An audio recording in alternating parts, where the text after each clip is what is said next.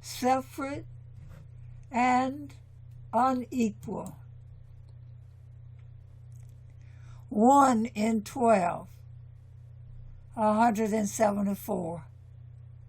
That's what George McLaurin became October 14, 1948, when he began classes at OU. Drifting alone, one dark face in a sea of 12, 173 white ones. October 14 was a hopeful moment for McLaurin, the first black student at a previously all-white institution. "This is a happy day in my life," he told Sooner magazine. "If things continue the way they have gone today, I think everything is going to be all right." McLaurin fought for admission to OU. Leading up to that day, when he first applied earlier in 1948, he was denied based on his race.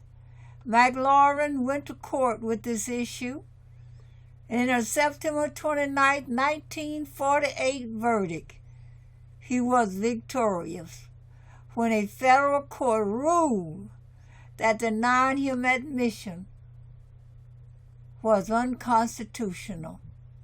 The Oklahoma State Regents ordered his admission October 11, 1948. But with this victory, McLaurin was still far from an integrated education. His case was still to undergo another appeal that would not grant him that victory until 1950. While McLaurin's exclusion from OU was deemed unconstitutional, segregation at OU was still lawful. Thus, his education at OU was separate and unequal. He learned in a closet looking out over the room where his white classmates sat. He dined at separate tables at separate times. He used a different table in the library to study. McLaurin, a doctoral student at OU's College of Education, was not new to the struggles of segregation at the time he began classes. He was about 61 years old by the estimates of OU historian David Levy, though Levy said there is contention over McLaurin's exact age at that point. He had already earned his master's in education from the University of Kansas and taught at Langston University, Oklahoma's historically all-black institution, for 33 years. On OU's campus, McLaurin's legacy is being revitalized and uncovered by the very people he fought for. In 2014, Trey Moore and DeAndre Fisher set out to make OU a better place for young men of color.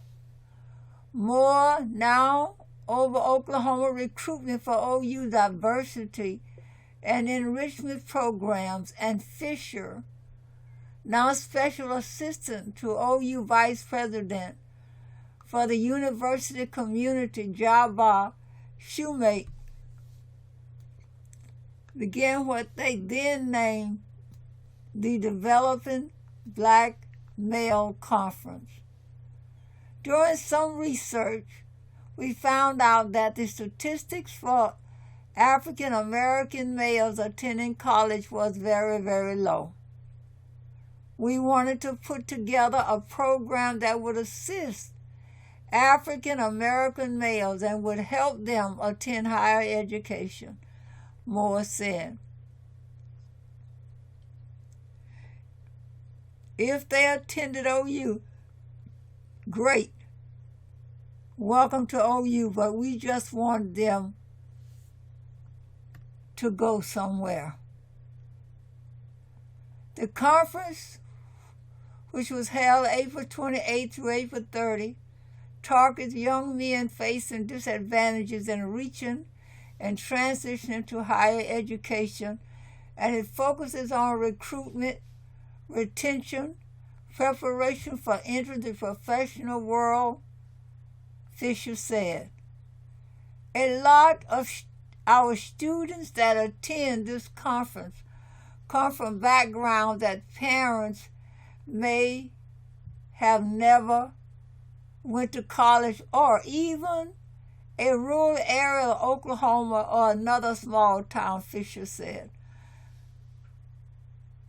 So them having to really transition from high school to college has been the main focus. The conference has grown each year, Moore said. Its first students are now graduating or transitioning into graduate or law school, and the conference makes it clear that it welcomes young men from outside the African American community. The conference sparked a companion event for young women, the Sylvia A. Lewis Women's Leadership Conference, which honors the first African American to serve on the OU Board of Regents. And as of 2016, the Conference for Men bears a new name, the George McLaurin Male Leadership Conference. We talked to them about the importance and the history of people like George McLaurin and Dr. George Henderson and Sylvia Lewis and Miss Fisher, Moore said. We talk about the significance that people like that have made in the university and letting them know that they are standing on the shoulders of giants. And George McLaurin and Sylvia Lewis were just two of those giants that they are standing on the shoulders of. McLaurin was not the first to make strides in desegregation at OU. In 1946, a young black student named Ada Lewis Scipio Fisher applied to OU's all-white law school and was rejected on the basis of race. Scipio Fisher's case was taken up by the NAACP in a case headed by Thurgood Marshall, who later became the first African-American Supreme Court justice, but it did not successfully make it through the Supreme Court until 1948. Although she would not be admitted to OU's School of Law until 1949, Scipio Fisher's case set the precedent for McLaurin's admission to OU. She won her court case in January of 1948, while his first case and the start of his education at the institution took place in September and October of that year. McLaurin soon followed in Scipio Fisher's footsteps when he and the NAACP joined forces to dismantle segregation at OU in 1949. While there were other black students attempting to challenge segregation at OU, more black students joined McLaurin later in the 1948-49 school year. The NAACP chose McLaurin to represent its cause because he was old and married and dignified and always in a suit and tie, Levy said. McLaurin mitigated racist arguments that black men were attempting to access college campuses to prey on white women. With McLaurin's first attempts to challenge discrimination were denied at the state level by the Oklahoma District Court. Marshall brought McLaurin's case out of the state system and eventually up to the Supreme Court. In McLaurin's case, the NAACP was attempting a different strategy toward approaching segregation, Levy said. It wanted McLaurin's case to make it clear that although OU might claim to provide separate but equal accommodations for black students, education under segregation would never be truly equal. The physical, mental, and social restraints of segregation would always hold black students back. They made the usual argument that McLaurin was not being treated equally, but they decided for the knockout punch that they wanted the high court to rule that segregation, even when facilities are substantially equal, was unconstitutional, Levy said. McLaurin's case worked in conjunction with another NAACP case at the University of Texas, Sept v. Painter, that was attempting to desegregate UT's law school while proving segregation could never provide equal opportunities for black students. Sept's case, also to be seen before the Supreme Court, would be decided the same way as McLaurin's. The reality of McLaurin's initial victory in admittance to OU was not met with complete hostility on campus. Surveys at the time of McLaurin's entrance to OU found most students favored admittance of black students, but not necessarily desegregation, Levy said. On campus, there was substantial support for integration, Levy said. There were some surveys done, none of them terribly significant scientifically, but in general the results seem to be that probably more than half the students favored admitting blacks. While he certainly faced opposition at OU, McLaurin's segregation was not necessarily OU's choice. Administrators caught fostering a desegregated learning environment could be fined up to $100 by the state and charged with separate crime each day they allowed the situation to continue, Levy said. Teachers and students faced a $50 and a $20 fine, respectively, as well as daily charges for allowing the same situation.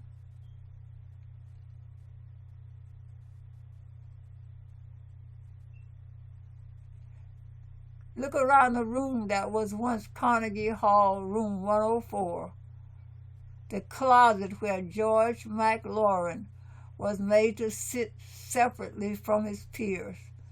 Today, the same space is an office. OU's president at the time, George Lynn Cross, most certainly supported desegregation and was known as an ally to the NAACP, Levy said. I know Cross quite well, and there's no doubt that he favored integration, Levy said. McLaurin's other support system came from his family, in which he was not the only trailblazer in education. In fact, his wife, Pinana McLaurin, attempted to gain entrance to OU more than 20 years before he did, in 1923, according to her obituary from the Oklahoma. While denied the opportunity, Peninnah McLaurin's obituary describes her as the guiding force behind her husband's eventual push for equality at OU, and part of a husband-wife team credited with overcoming segregation in Oklahoma's higher education with a Supreme Court ruling. Regardless of the forces that upheld him through it, McLaurin's endurance of institutional segregation at OU ended June 5, 1950, when Chief Justice Fred Vinson read a decision declaring that the constraints of segregation governing McLaurin at OU deprived him of his personal and present right to the equal protection of the laws. Those who will come under his guidance and influence must be directly affected by the education he receives. Their own education and development will necessarily suffer to the extent that his training is unequal to that of his classmates. State-imposed restrictions which produce such inequalities cannot be sustained, Vinson wrote in the court's decision. In this final appeal of his case, the Supreme Court ruled McLaurin must receive the same treatment, not just equal treatment, as his peers at OU. The same day Swett's case received the same verdict. Heman Swett could not receive an equal education at the separate law school UT had provided him. In 1950, Sweet would finally be admitted to the University of Texas School of Law. McLaurin's legacy was set, and the significance of his and Swett's cases were not soon to be lost. In fact, these cases set the scene for the landmark decision that came 4 years later.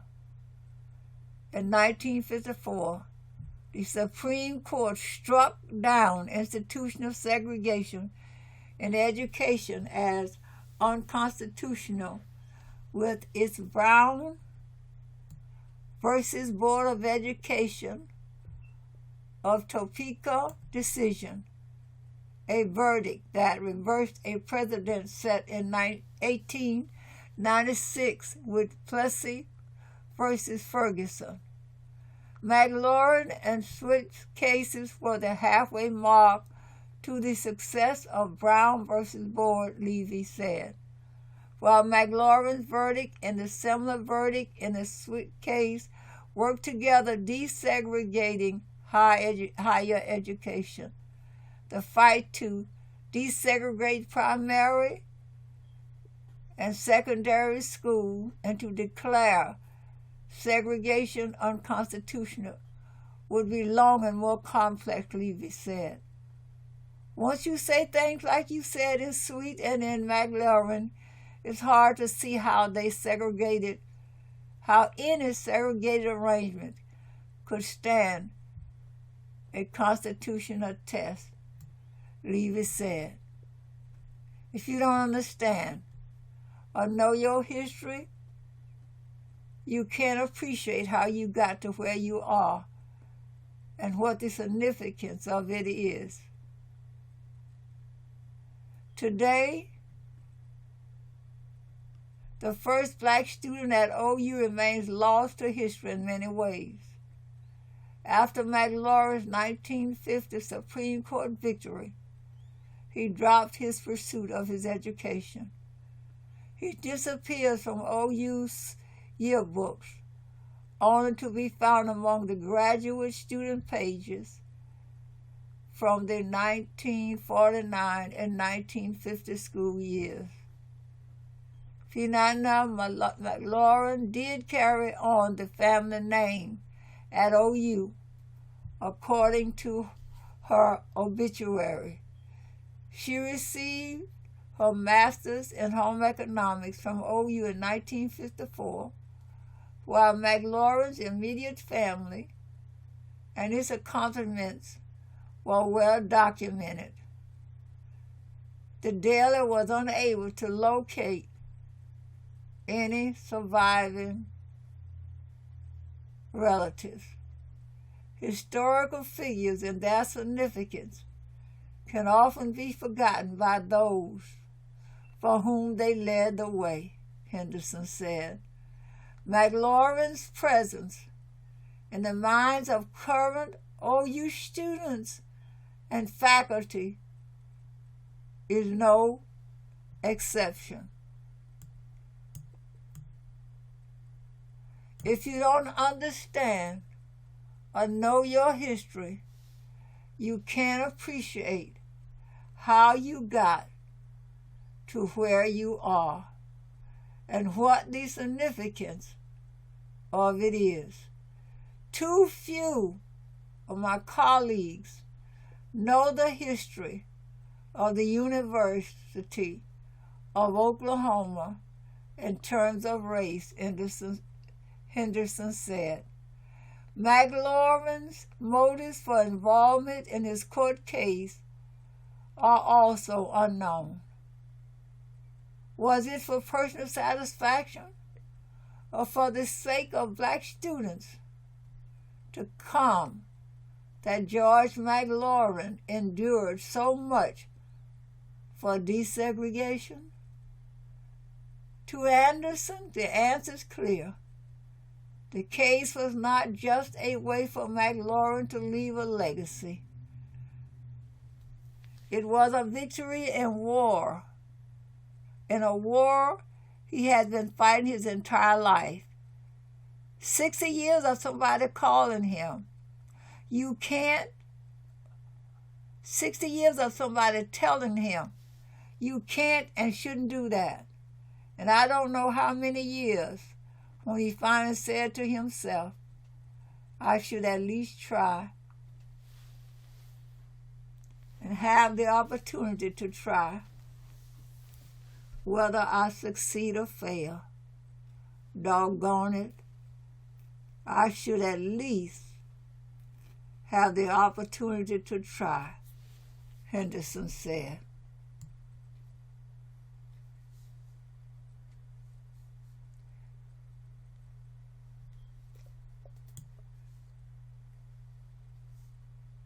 Along with the conference named in his memory, McLaurin has another monument to his memory to come to the campus. In the University Community Center, part of the repurposed Sigma Alpha Epsilon House, the George McLaurin and Sylvia A. Lewis Lounge will soon open. McLaurin's portrait and biography will hang on the lounge wall, Fisher said. OU trailblazers like McLaurin and Sylvia Lewis are crucial to the memories of today's minority students, Moore said. Moore said, keeping that McLaurin's name alive at OU is his way of honoring the sacrifices that McLaurin made and the barriers he broke through. All the sacrifices he went through, the names he was probably called, the long nights of studying, just all the things he probably had to go through. His family probably had to go through. It's my way of paying him back, Moore said.